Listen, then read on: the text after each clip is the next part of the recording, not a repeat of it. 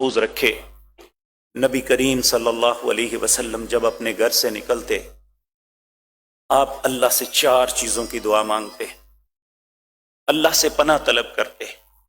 اللہم انی اعوذ بک ان اذل او اذل، اے اللہ میں اس بات سے تیری پناہ مانگتا ہوں کہ میں کسی کو گمراہ کروں یا کوئی مجھے کر دے، او اذل او اذل، میں کسی کو بہکا دوں یا کوئی مجھے بہکا دے، او اظلم او اظلم، میں کسی پہ ظلم کروں یا کوئی مجھ پہ ظلم کرے، او اجہل او یجہل علی، کہ میں کسی کے ساتھ جہالت سے پیش آؤں یا کوئی میرے ساتھ پیش آئے۔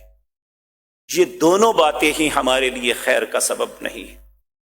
ہم بھی جب اپنے گھروں سے نکلے تو اللہ سے دعا کریں، اے اللہ نہ ہم کسی پہ ظلم کریں نہ کوئی ہمارے اوپر ظلم کرے۔